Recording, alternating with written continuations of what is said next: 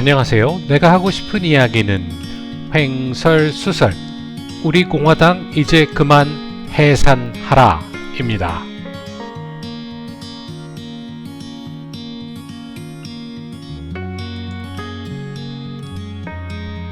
민주당이 삽질 확실하게 하고 있으니 자한당 것들은 이제 당연히 자신들의 지지율이 급상승할 것이라 착각하고 있었는데 어라 이게 웬일인지 별로 변한 게 없고 그저 그런 지지율 답보 현상을 보이고 있습니다. 조중동도 자한당을 밀어주고 있고 대부분의 보수 우파라 주장하는 유튜버들도 자한당을 빨아대고 있는데 왜 자한당의 지지율은 30%에 머물러 있을까요? 어쨌든 지지율의 상승이 지지부진하자 자한당 삐끼 논평가들은 엉뚱한 곳에서 이유를 찾아댔습니다. 바로 우리 공화당이 보수 우파를 분열시키고 있다는 한심한 결론을 내어놓았습니다. 급기야는 박근혜 대통령을 팔아먹으면서 우리 공화당을 분열시키기 위한 가짜 뉴스까지 퍼뜨리고 있습니다. 여론조사에서 1, 2%대를 유지하고 있는 우리 공화당 때문에 자한당의 지지율이 30% 초반을 넘어가지 못하고 있다는 것이 이해가 되시나요?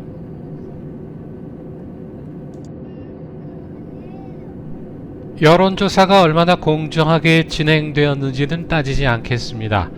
그러나 자한당이 30% 초반대의 지지율을 보이고 있다는 것은 현재 여론조사에 응하는 보수우파 국민들 거의 모두가 자한당을 지지하고 있다고 답했다고 보는 것이 맞을 것입니다. 그리고 그 30%대 초반의 지지율이라는 것은 자한당이 선거에서 받을 수 있는 최대치라는 것도 꼭 아셔야만 할 것입니다. 우리 공화당이 지난 3년간 그리도 열심히 노력했건만 보수우파 국민들 대부분이 조중동에 속고 사이비 보수우파 유튜버들에게 속아서 그저 자한당이 유일한 희망인 양 체념을 하고 있다는 것을 절감하게 되었습니다.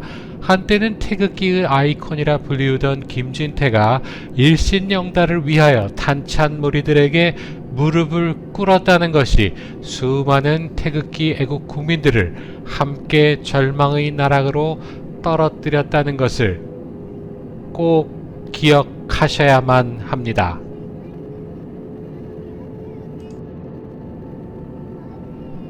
처음에는 김무성이가 묻지마 반문연대를 외쳤다가 실패했고 그 다음에는 황교안이가 묻지마 반문연대 시즌2를 하다가 완전 말아먹었었는데 정광훈이의 묻지마 반문연대 시즌3는 일단 출발은 성공한 듯 보입니다.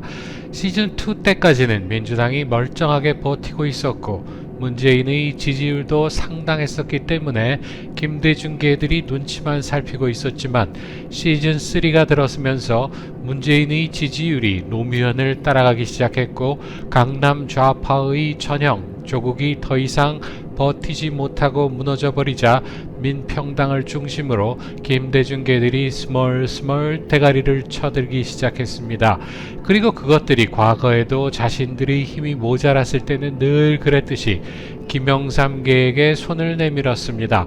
그런데 현재 자한당의 자기 총선은 물론 대선까지도 먹을 수 있다고 착각에 빠져있는 김영삼계는 김대중계의 손을 일단은 살포시 뿌리쳤습니다.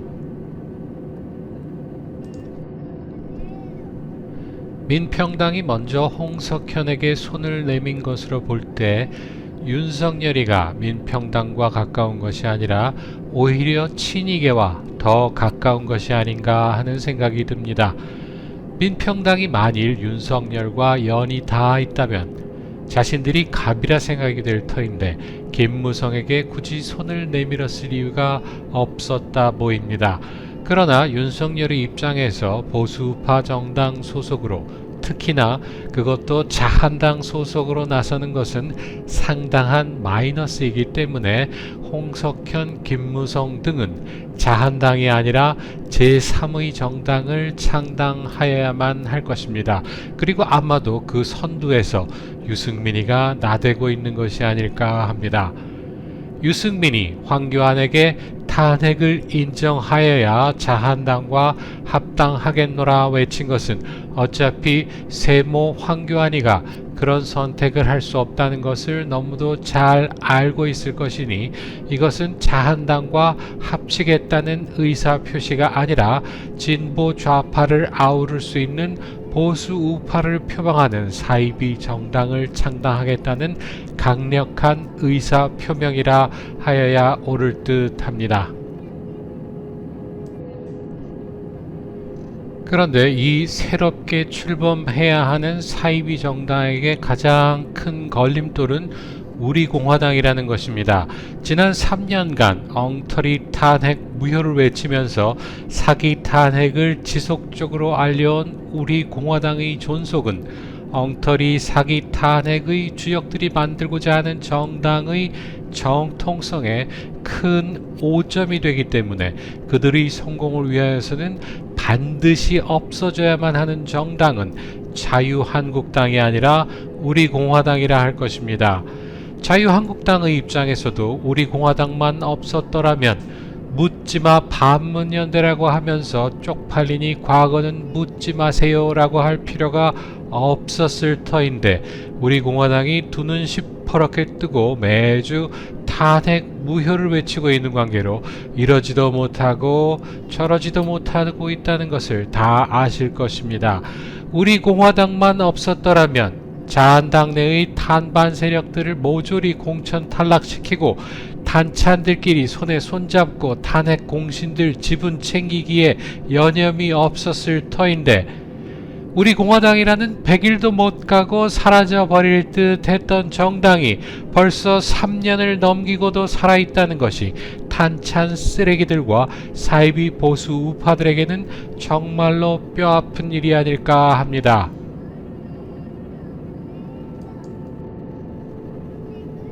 정규제처럼 대놓고 우리 공화당을 도토리 정당이 무엇을 할 수 있겠는가 비아냥거리는 것들도 있고 백모 박상현이처럼 자한당도 나쁘고 우리 공화당도 나쁘다고 할 때만 우리 공화당을 입에 올리는 것들도 있고 가로세로처럼 자한당 욕 죽어라 하면서도 우리 공화당 편인 듯 하면서도 결국 황교안이 따라하기로 삭발을 하는 것들도 있습니다. 신혜식을 무시하는 것은 아니지만 사실 별 볼 일 없는 내용을 짓거려대는 신의 한수가 무려 100만 구독자를 확보하게 된 이유가 바로 자한당의 줄선 유튜브이기 때문입니다. 대부분 자한당의 줄선 유튜버들은 구독자 수가 많습니다. 그런데 우리 공화당의 줄선 유튜버들은 구독자 수가 극히 제한이 되고 있습니다. 그 이유는 우리 공화당이 아직 대다수 보수 우파 국민들에게 파고들지 못했기 때문입니다. 지난 세월 한결같이 탄핵 무효를 외쳐온 태극기 애국 국민들이 놓치고 있는 것이 있습니다. 우리는 박근혜 대통령은 아무 잘못이 없다는 것만을 주로 외쳤습니다. 그리고 지난 3년의 노력으로 보수우파 국민 중 80여 프로가 탄핵은 잘못된 것이라고 생각한다는 여론조사 결과를 얻어내기에 이르렀습니다. 탄핵이 잘못되었다고 생각하는 보수우파가 80%라면 우리 공화당의 지지율이 최소한 두 자리 숫자는 되어야 할 터인데 왜 한 자리 숫자를 벗어나지 못하고 있을까요?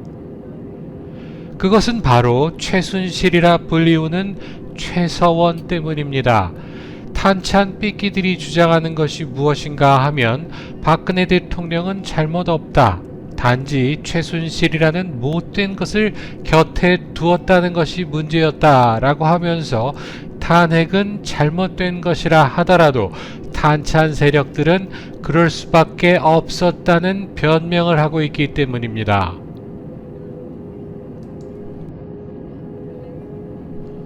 몇 달 전 조원진 대표가 박종진의 프로에 나가서 이야기할 때 박종진이 집요하리만큼 최순실은 잘못을 했다라고 우기고 있을 때 조 대표가 더 이상 반론 없이 넘어간 적이 있었습니다. 조 대표가 그리 넘어갔어야만 하는 나름대로의 이유가 있었겠지만 결과적으로 조 대표도 최순실의 죄를 인정하는 모양새가 되었다는 것입니다. 탄핵 무효를 주장하는 정당의 대표가 보여주면 안 되는 그런 한심하고 나약한 모습이었다는 것을 조 대표도 깨달았으면 합니다. 아무튼 엉터리로 태블릿 PC를 조작해서 박근혜는 최순실의 아바타라면서 사기 탄핵의 불씨를 피워올리고 결국 온갖 가짜 뉴스로 도배를 하면서 탄핵을 성공시킨 것들인데 그들에게는 탄핵은 과했다라는 선에서 반성하는 척 하여서 가슴 여린 보수 우파 국민들이 눈길을 돌려놓고 최순실을 그래도 나쁜 년이었다라는 주장을 함으로써 그들의 사기극의 면죄부를 받았기 때문에 탄핵은 잘못되었다고 생각하는 80%의 보수 우파가 그래도 우리 공화당이 아니라 자한당을 지지하도록 만들고 있다는 것을 깨달아야만 합니다. 탄핵 사기극의 첫 단추가 최순실인데 탄핵 무효를 외치고 있는 우리 공화당이 그 첫 단추가 잘못된 것이라는 주장은 하지 않고 그저 박근혜 대통령은 잘못한 것이 없다라고만 주장하고 있기 때문에 박근혜 대통령은 잘못한 것이 없고 억울하다고만 외치는 한심한 박바들 모임이라 프레임 씌워진 것입니다. 세계대회에서 수많은 메달을 목에 걸었던 국가대표 승마선수 정유라의 2대 입학을 부정한 것이라 단죄하고 국가대표 선수였기에 수업도 대충 불참하고 시험도 대충 과제물도 대충 했지만 성적은 받았던 것을 학사 비리라 단죄한 그런 최서원에 대한 엉터리 판결들이 하나 둘 모여서 박근혜 대통령 사기 탄핵 주범들에게 면죄부를 주고 있는 것인데 최서원이라는 대한민국 국민의 억울함에는 너무도 소홀했다 생각합니다.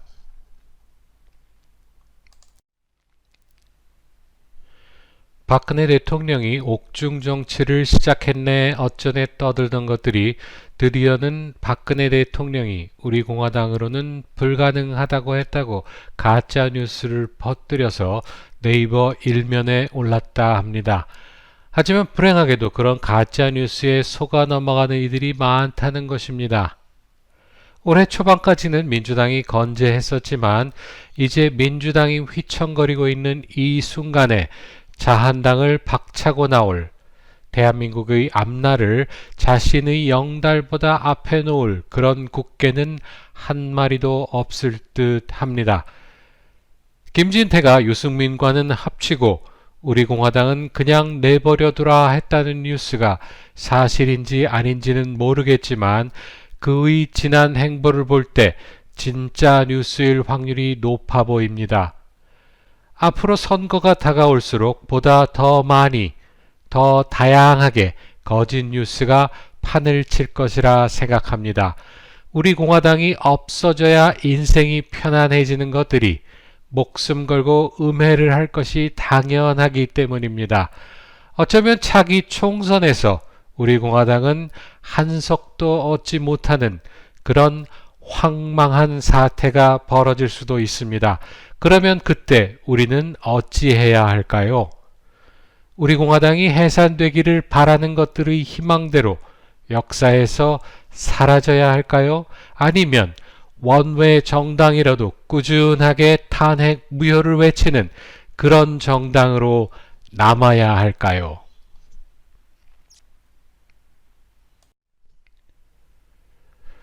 보수 우파들 표를 싹싹 다 긁어 모아 보아야 고작 30% 초반뿐이라서 차기 총선 과반도 기대할 수 없고 더더욱이 차기 대선도 기대할 것이 없다고 백날 이야기 해보아야 묻지마 자한당 지지자들의 귀에는 그저 소음으로 들릴 뿐입니다.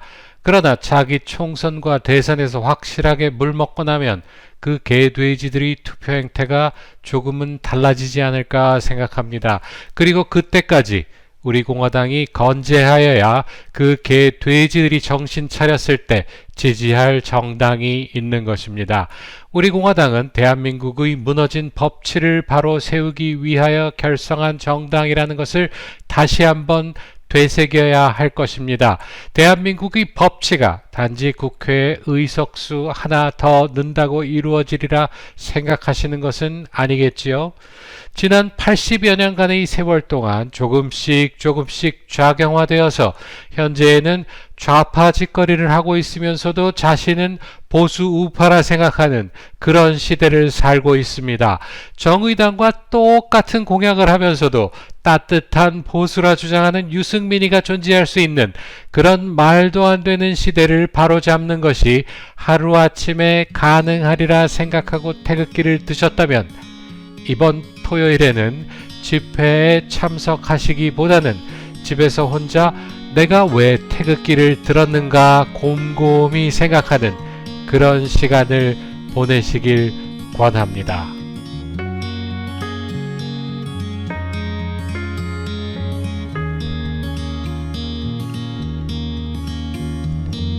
내가 하고 싶은 이야기는 우리 공화당 이제 그만 해산하라는 여기서 마치겠습니다.